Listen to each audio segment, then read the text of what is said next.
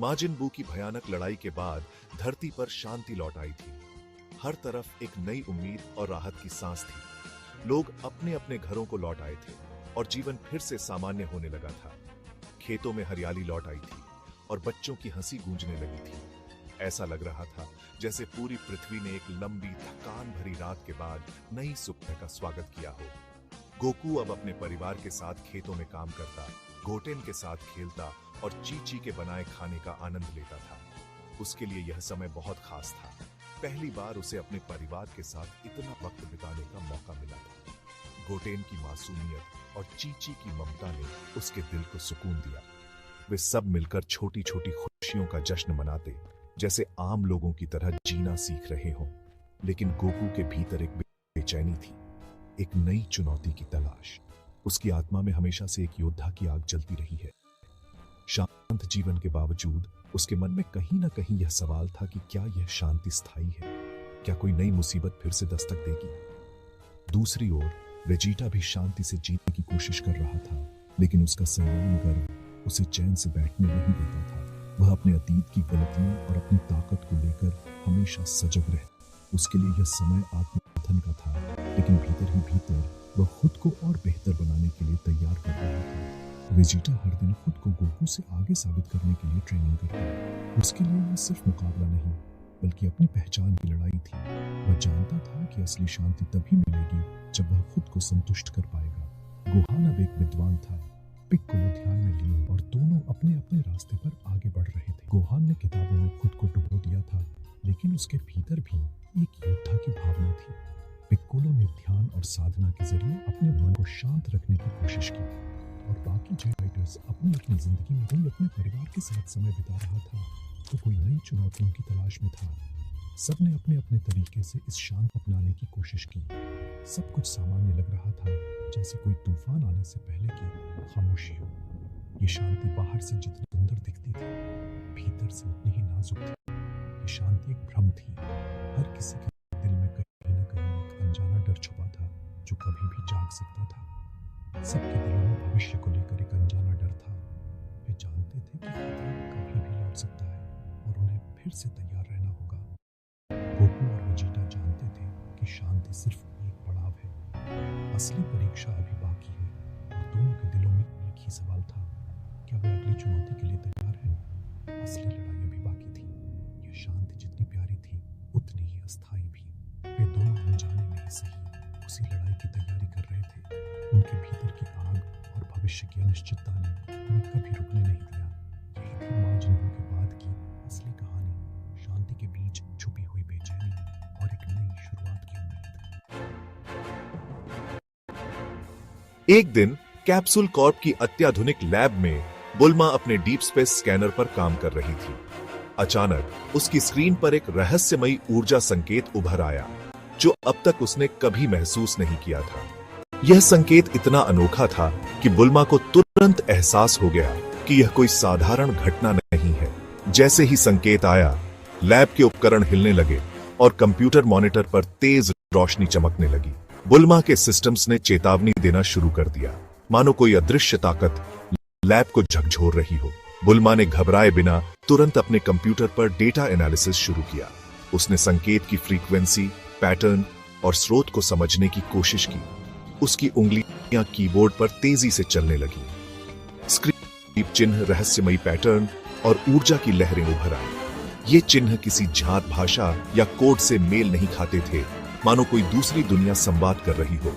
बुल्मा ने सिग्नल की दिशा ट्रेस की तो पता चला कि यह संकेत ब्रह्मांड के एक अनजान रहस्यमयी कोने से आ रहा है, एक ऐसी जगह जिसका अस्तित्व अब तक केवल सिद्धांतों में था। जैसे जैसे बुल्मा डेटा प्रोसेस करती गई, उसे महसूस हुआ कि इस ऊर्जा का केंद्र गोकू की ऊर्जा से गहराई से जुड़ा है। यह कोई सामान्य संकेत नहीं था, बल्कि उसमें गोकू की पहचान की झलक थी। बुल्मा ने बिना समय गंवाए वेजिटा को बुलाया, क्योंकि उसे समझ आ गया था कि यह संकेत सिर्फ वैज्ञानिक जिज्ञासा नहीं, बल्कि एक गंभीर चेतावनी भी हो सकता है।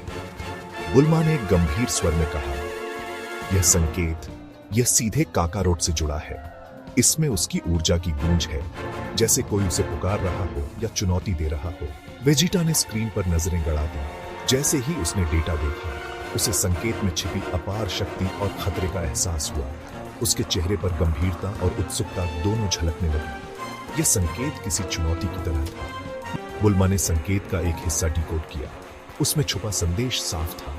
यह एक निमंत्रण था, लेकिन साथ ही एक चेतावनी भी, जो किसी बड़े खतरे की ओर इशारा कर रही थी। बुल्मा को पता चला कि यह संकेत एक ऐसे आयाम से आ रहा है जिसे गूंज का दायरा कहा जा रहा था।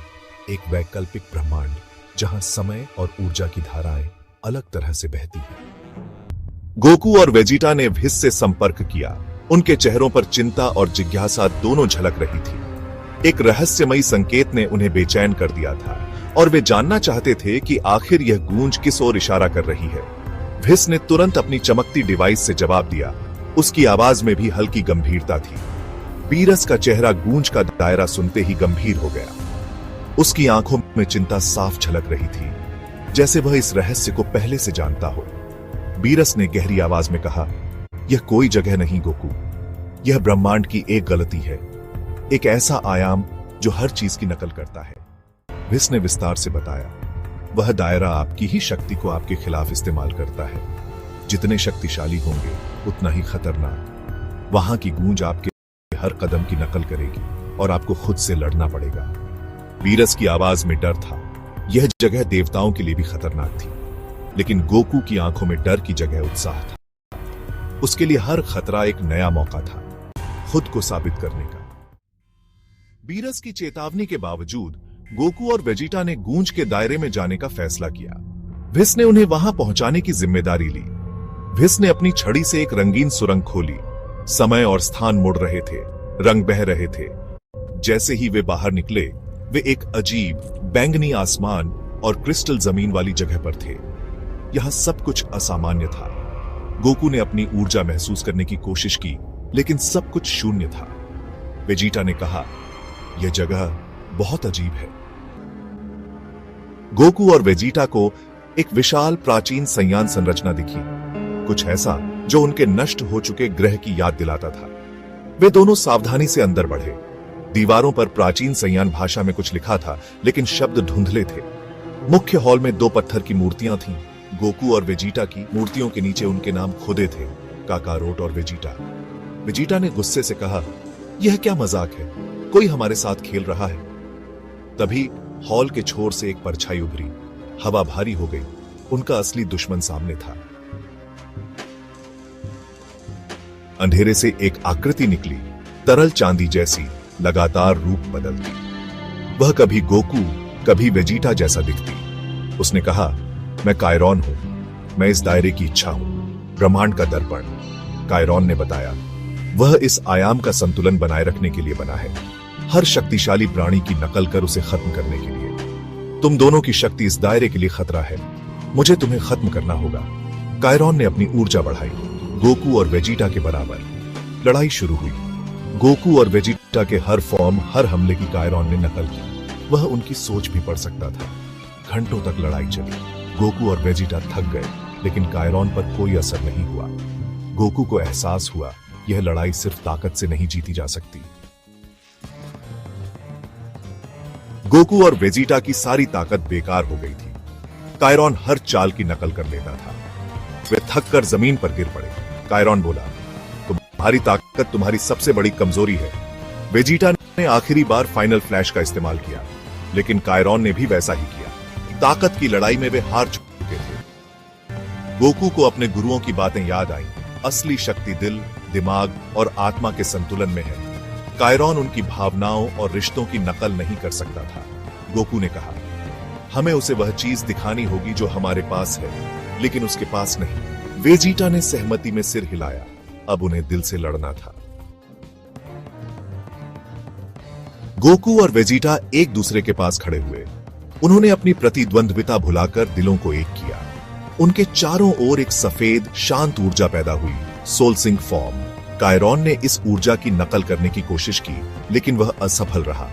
सोलसिंग फॉर्म में गोकू और वेजिटा ने एक साथ हमला किया, शांत, सटीक और अचूक।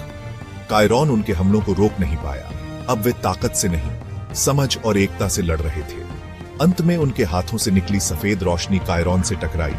यह एक शुद्ध करने वाली ऊर्जा थी। कायरॉन का शरीर बिखर गया। उन्होंने एकता और दिल से जीत हासिल की थी। कायरॉन की आखिरी आवाज गूंजी, यह सिर्फ शुरुआत है।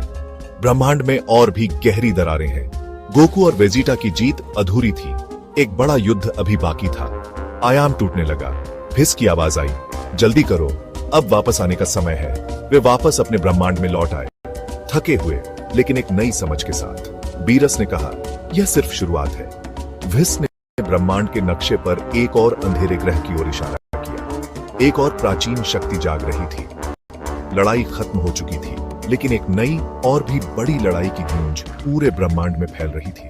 गोकू और वेजिटा अब पहले से कहीं ज्यादा मजबूत और एकजुट उस चुनौती का सामना करने के लिए तैयार थे।